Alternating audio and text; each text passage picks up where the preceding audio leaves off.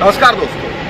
भारत कल मुकाबला 22 रन से हार गया। तीसरे टेस्ट में जिस तरीके से भारत ने बहुत ही नजदीक आके इस मुकाबले को हारा है, इससे कई सवाल उठने शुरू हो गए। एक के बाद एक कई सवाल है।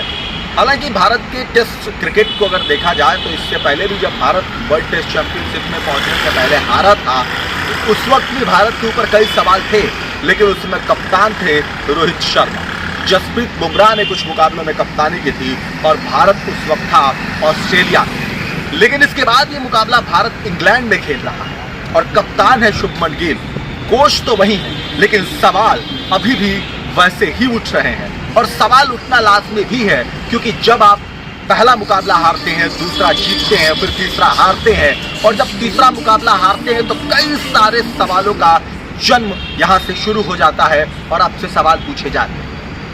आपने कल मुकाबला देखा होगा, मुकाबले को आपने बहुत अलग अलग तरीके से एनालिसिस किया होगा, लेकिन हम आपको कुछ बातें वो बताने जा रहे हैं जो क्रिकेट के इतिहास की भारत के साथ की ये सच्चाई रही। कप्तान बदल जाते हैं, कोच बदल जाते हैं, खिलाड़ी के तौर पर कई खिलाड़ी बदल जाते हैं, लेकिन भारत जस के तस विदेशी दौरों में बना रहता है।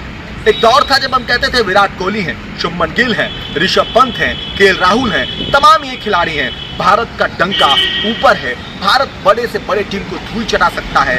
लेकिन जैसे ही भारत विदेशी सरजमी पे मुकाबला खेलने के लिए जाता है, टेस्ट खास तौर पे, तो भारत अपनी लुटिया डुबो करके ही आता है। जानकारी के लिए आपको एक बात बताना ये जरूरी है कि भारतीय टीम जिस तरीके से इस मुकाबले को हारी है, इस मुकाबले में 5-6 ऐसी चीजें हैं, कई ऐसे मोमेंट आए हैं जहां पे आपको लगा होगा कि भारत, मतलब आपने क्रिकेट में देखा हुआ भारत मुकाबला तो हारा है, लेकिन क्या आपको ये जानकारी है कि भारत मुकाबला हारा कैसे और क्यों है? हम आपको एक एक करके कुछ पॉइंट्स बताएंगे जिससे आपको कुछ चीजें क्लियर हो जाएगी। पहला, जिस तरीके से शुभमन गिल कप्तान बने हैं, कप्तान के बाद जिस तरीके से ऑस्ट्रेलिया के कुछ खिलाड़ियों के साथ उनकी भिड़ंत हुई, उनका गुस्सा, जो उनका टेम्पर रहा है, वो शायद भारतीय टीम की कप्तान के ऊपर जिस तरीके से उन्होंने अपनी कप्तानी की होगी उसमें उसका असर दिखा होगा। बैटिंग के तौर पे भी दिखा होगा, नो डाउट के खिलाड़ी के तौर पे जब आप इस तरीके से मिसबिहेवियर होता है किसी के साथ या कोई चीज़ें ऐसी जब बनती है तो वहाँ पे एक तौर पे आपके दिमाग पे उस चीज़ का असर रहता है और शुभमन गिल का ये थोड़ा बहुत ये चीज़ होगी। दूसरा, जिस तरीके से शुभमन गिल जसप्रीत बुमराह को जब गेंदबाजी में नई गेंद का जब उन्होंने इस्तेमाल किया, काफी समय निकल चुका था इसके बाद, ये भी एक वजह उसमें है, लेकिन कुछ खास वजह। पहला, जिस तरीके से भारतीय टॉप ऑर्डर इस दूसरी पारी में बिखरा 58 पे 4 और इसके बाद से पहली पारी में जिस तरीके से टॉप ऑर्डर ने अच्छी बैटिंग की और लोअर ऑर्डर जिसके बाद 11 रन पे 4 गिरे, तो वहां पे आपको एक चीज समझ में आ रही होगी कि यार चल क्या रहा है भारत के साथ। पहले आपके ऋषभ पंत अच्छे खेलते हैं, शुभमन गिल और यशस्वी जायसवाल ने पहले मुकाबलों में अच्छा खेला, फिर उसके बाद उनके बल्ले चलने बंद हो गए। अब केएल राहुल, ऋषभ पंत की जिम्मेदारी थी, केएल राहुल, ऋषभ पंत ने अच्छी बैटिंग की, अब उन्होंने पहली पारी में अच्छी बैटिंग की, दूसरी पारी में वो फेल हो गए। तो कुल मिलाकर के जो भारतीय टीम का बैटिंग ऑर्डर है, करुण नायक को किसने भेजा है यार, क्यों भेजा है, किस लिए भेजा है? बंदा अभी तक 39 रन बनाया है, अब आप उसको टेस्ट खिला रहे हो यार। अब जैसे ऐसे ही पैराशूट से उतार दिया आपने उसको, क्यों उतारा भाई, क्या जरूरत है करुण नायक की? आपका सबसे बेहतरीन स्पिनर जो है वो बैठा रहता है डगआउट में, उसको मौका ही नहीं मिलता है, पता नहीं कैसे सिलेक्शन करते हैं।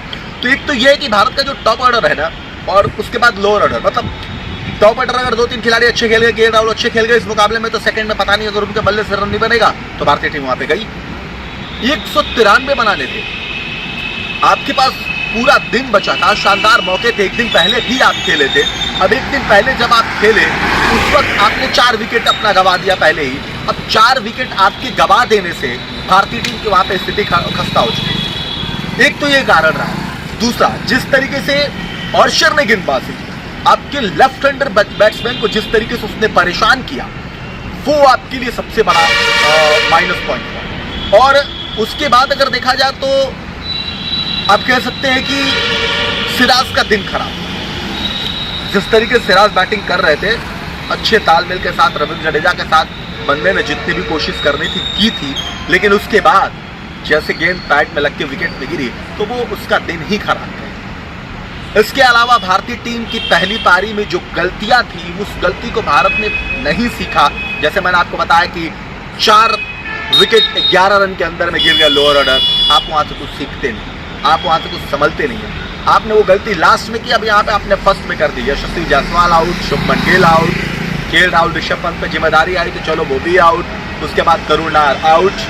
अब किससे खिलाएंगे आप? जसप्रीत बुमराह से कितनी उम्मीद करेंगे? जसप्रीत बुमराह ने जिस तरीके से शानदार गेंदबाजी की, 5 विकेट लिए, क्या करेगा बंदा अकेले यार? जसप्रीत के पास कोई जादू की छड़ी थोड़ी है कि आप भाई लाओ अब जिता ही देते हैं, नहीं हो सकता। एफर्ट सबके इक्वल होने चाहिए और तभी आप बड़े मुकाबले को जीतते हैं। इंग्लैंड ने आपको 22 रन से हरा, 193 रन, सबको लग रहा था बहुत आसान है यार, भारतीय टीम जीत जाएगी, जीत भी सकते थे। उसके बाद धीरे धीरे पिच अपना मिजाज बदलती चली गई, आपको पता नहीं लगा, पिच का मिजाज बदलता चला गया और वक्त ऐसा आया कि आप ताश के पत्तों की तरफ बिखरते चले गए, आपके खिलाड़ी ताश के पत्तों की तरफ बिखरते चले गए और आप 22 रन से मुकाबला हार गए। ऐसी छोटी छोटी सी पॉइंट जो थी वो भारत के लिए, मतलब एक तरीके से आप कह सकते हैं कि भारत के लिहाज से वो बेहतर नहीं। सैल्यूट है रविंद्र जडेजा को, जिन्होंने इतनी शानदार बल्लेबाजी की और लोहा मनवाया उन्होंने, अंत तक खड़े रह के नॉट आउट होके ये बंदा गया है और इस बंदे ने बताया कि भाई बैटिंग कैसे करते हैं। जिस तरीके से धैर्य का उन्होंने अपना वहां पे दिखाया और लास्ट तक टिके रहे कि भाई विरोधी टीम के जो कप्तान है, खिलाड़ी आपको आके जब गले लगाते हैं तो आपको समझ में आता है कि आपने क्या किया है। और इसीलिए इस बंदे के लिए क्लैपिंग तो है, लेकिन अंत में यही हुआ कि भारत को जिता नहीं पाया, ये कसर रह गई वो सेमीफाइनल। हाल फिलहाल में भारत ये मुकाबला हार गया है। अब 2-1 से मतलब 2 मुकाबले जीतने के बाद भारत 1 मुकाबला जीता, इंग्लैंड आगे है, अभी भी 2 मुकाबले हैं। अब देखते हैं कि भारत किस रणनीति और किस नीति के साथ उतरता है। क्या भारत फिर यही इन गलतियों से कुछ सीख लेगा, आगे कुछ नई तकनीक के साथ आएगा, या फिर जो जैसे चल रहा वैसा चलता रहेगा? फिलहाल आप हमें भी इजाज़त दीजिए, हम आपके साथ हमेशा से ही रूबरू होते रहेंगे, उन सभी क्रिकेट के मैदान की खेल के बारे में आपको बताते रहेंगे। लेकिन आपसे एक छोटी सी आग्रह यह है कि आप भी इस महाकुंभ में आप भी अपना योगदान दें और चैनल को सब्सक्राइब करें, वीडियो को लाइक करें, शेयर करें, बेल आइकन के बटन को दबाएं, क्योंकि जब आप ऐसा करेंगे तो हम जो कुछ भी भेजेंगे आपके पास नोटिफिकेशन जाएगा और आपको सारी चीज़ें अपडेट रहेंगे। इसलिए आपको बेल आइकन के बटन को दबाना है, चैनल को सब्सक्राइब करना है। फिलहाल के लिए इतना ही, नमस्कार।